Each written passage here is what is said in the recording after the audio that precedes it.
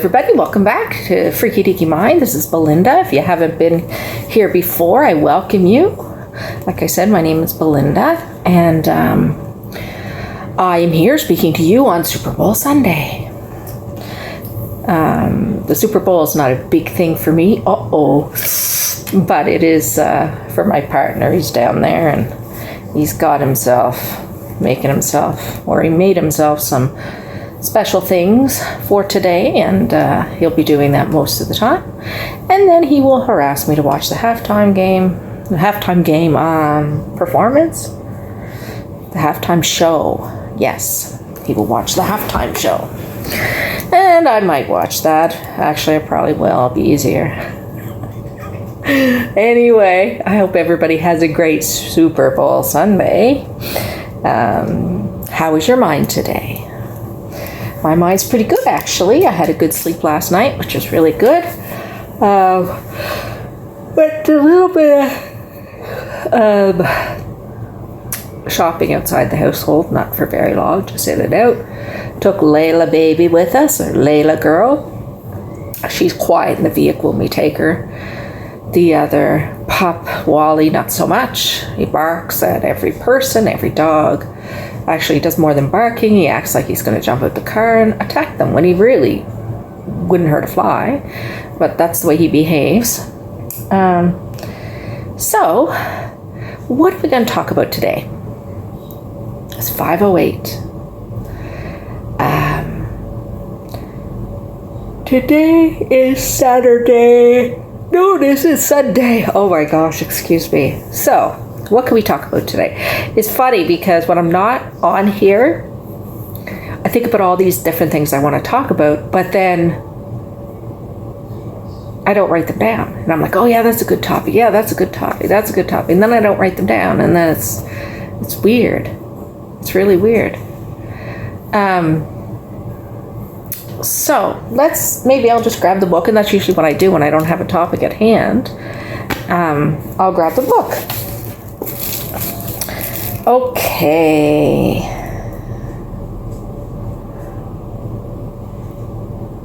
I'm looking at the slogans here.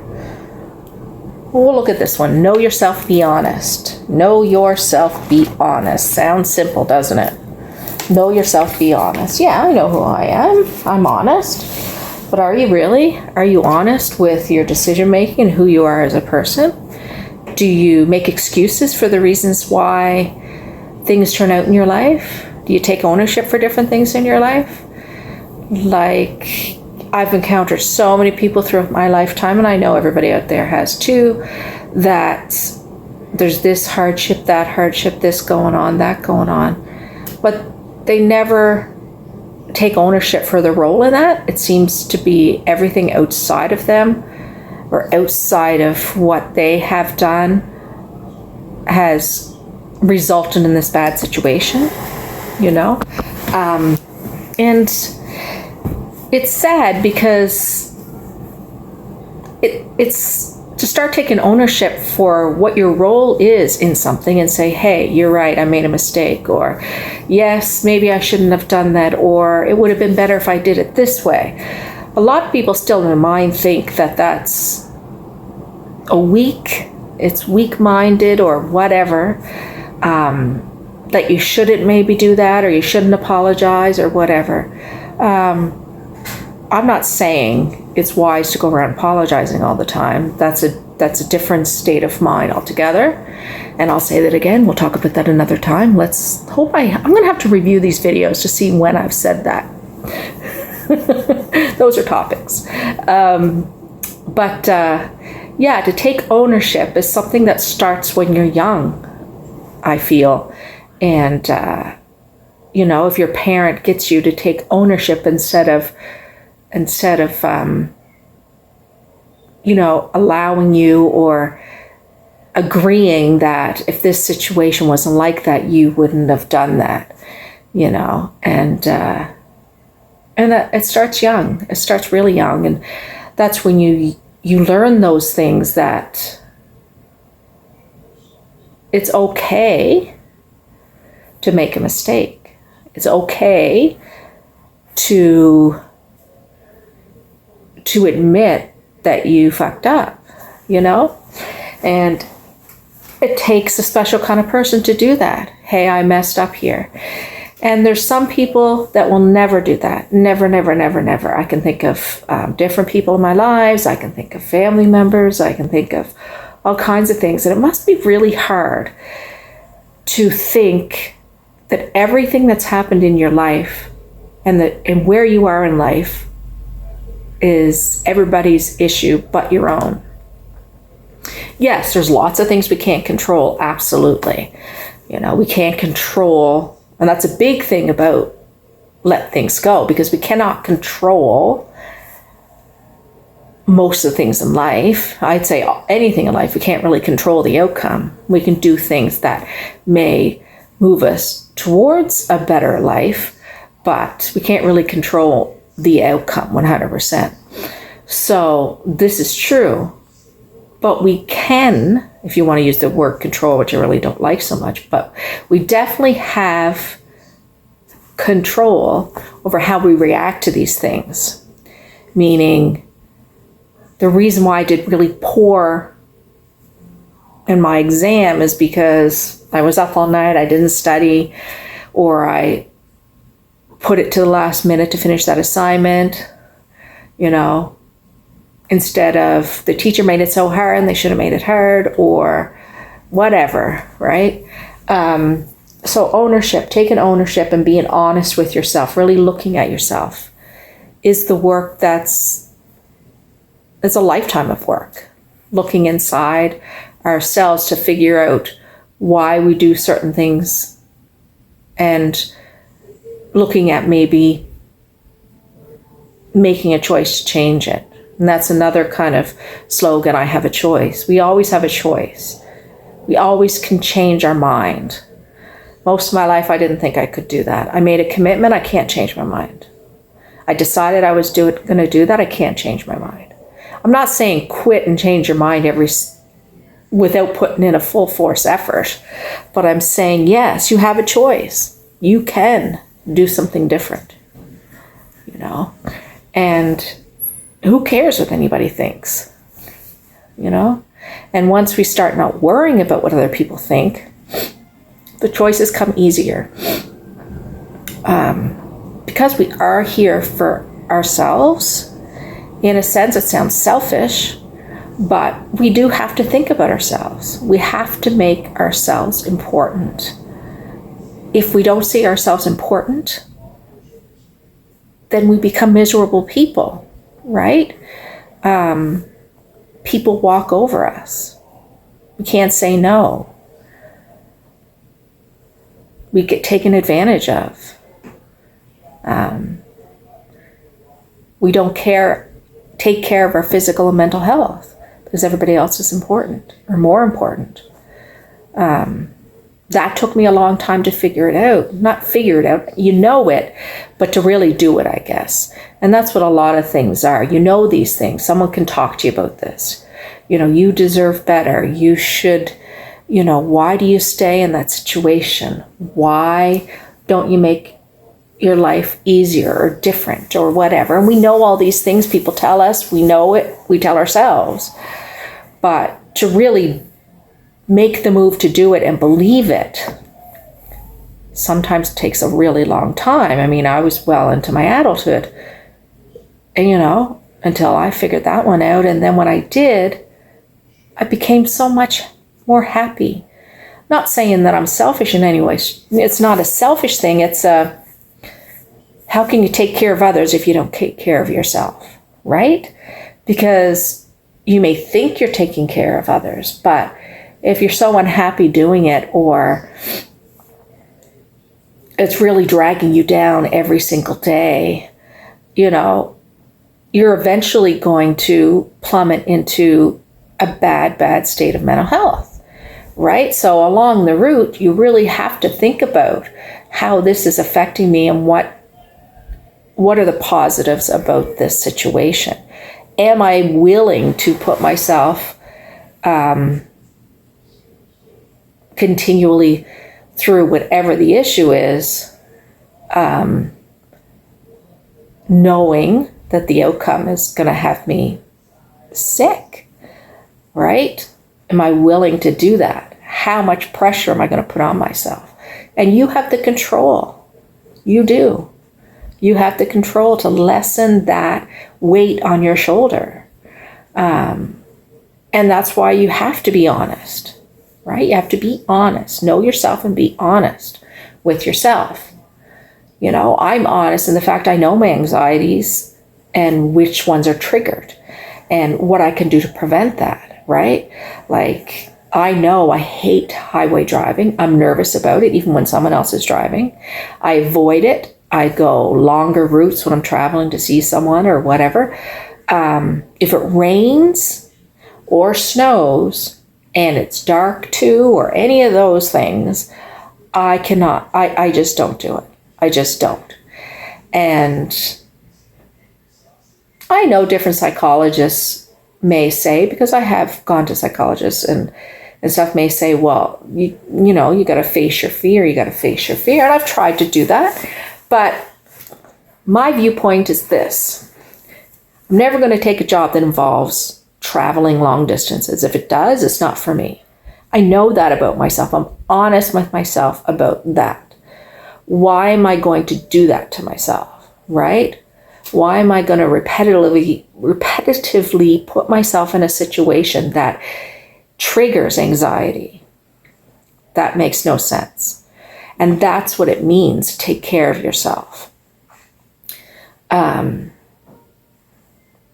So that's one example. You should know what triggers you. If crowds trigger you, I'm not saying avoid crowds altogether. I'm not saying that. I mean, we do have to go into those situations, but maybe there's little things you can do to help ease that anxiety or ease that stress or panic.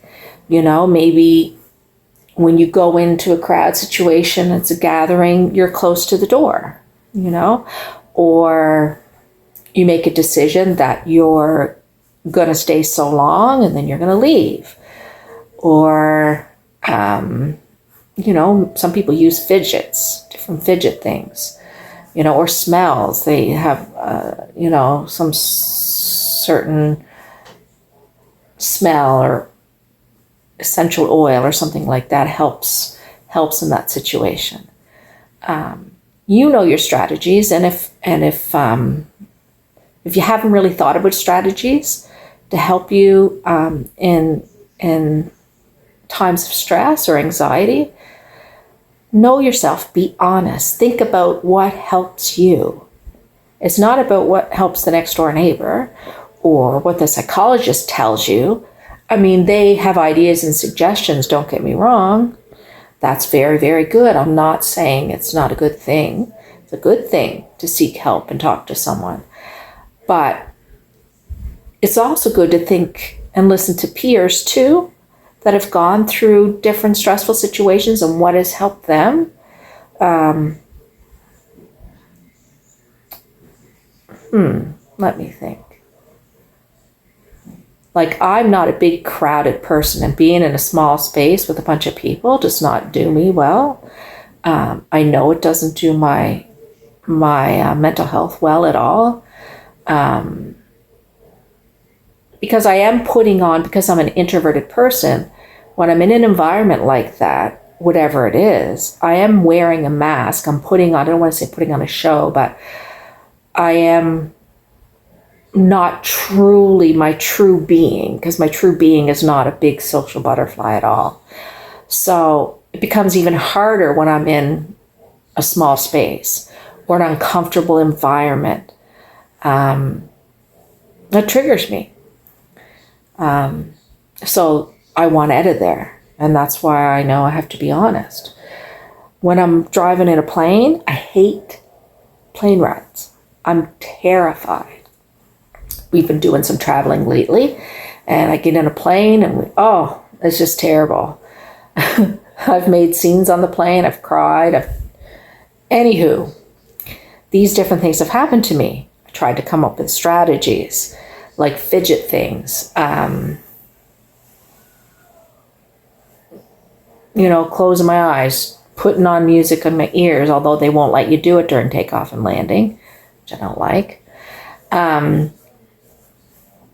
Yeah, and I discovered something, and I won't bring it up now, but it's a very natural, calming, I don't want to say drug, but calming pill, I guess, that the drugstore recommended for me. And I tried that on my flight going to Las Vegas and back. And I'm surprised how beneficial it was for me. It was very beneficial. It's crazy that I didn't have a lot of hope in that, because I have in stressful situations used Ativan to help. Kind of turns me into a zombie. I don't know about anybody else, but I know when my dad passed away, I definitely had a few days where I utilized that medication. You have to be careful with that because it is an addictive drug. But yeah, this natural supplement. Oh my gosh, I can't think of the name of it, but I will. It's another thing I'll think the name of bring it up. But yeah, it was very beneficial. So basically, this conversation is about know yourself, be honest. Be honest with what's going on with yourself. Is this a good thing? Is this adding to my life, taking away from my life? Is this something that I want to continue doing? Am I taking ownership for my own role in whatever the situation is? Am I the reason? Am I the problem? Do I have to look at myself and figure out what I can do differently? Or what needs to change? What choices can I make to make it different? Because you have a choice. It's your life. You can decide to do something different. 100%. You take care of your responsibilities, obviously, especially if you have little people you've got to support. But, and that's a lot of reasons why sometimes I know myself would continue to do something, because you do have other people you've got to support, right? And I don't want to make it sound like that we should run from every little thing, because that continuous isolation and running from different situations all the time is not facing it. It's running. It's not necessarily looking at it in an honest way and say, hey, this triggers me. Hey, this doesn't work for me. Hey, I need to look at this differently. I need to find a different strategy or a different way to do this, right? Not everybody's meant to be the person on the front cash at a store, right? Some people like to be in the back of the store.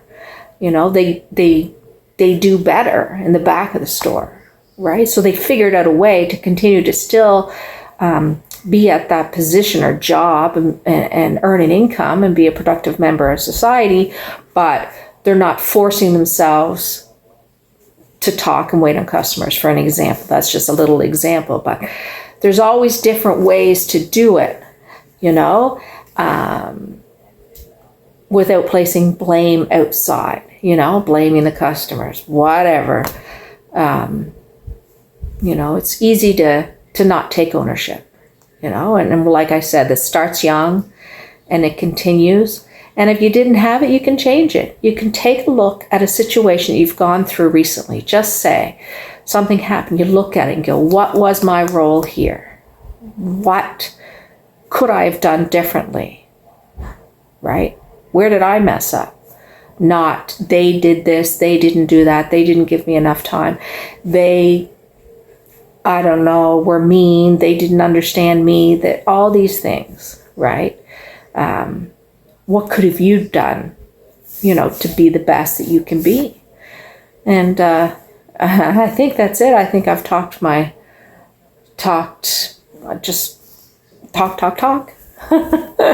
But if anybody else has anything else to say, please leave it in the comments. I welcome all that, and I thank you once again for, excuse me, I'm gonna burp. Thank you once again for checking into Freaky Deaky Mind. Today, the rest of my day, I think I'm going to do some painting on my reborn babies. I started them and did a few, and I got away from them for, gosh, it's got to be over a month, and I don't like that. Got into other things in life. I'm going to start doing them again. I love painting reborn babies. Oh, it's so calming to me. It's a newly discovered hobby that I really love, and I've always loved dolls. So I can't wait to get back and doing that. And if you want to take a look at some of the things I've done, I have an Etsy page, Busy Bee Emporium, and those are my first dolls that I'm selling at low cost. But yeah, I'm looking forward to getting back and doing my babies. Alrighty, guys, take care of yourself. Have a great day. Enjoy the football game. Keep coming back. It might work, might not. But bye. Thank you. Bye.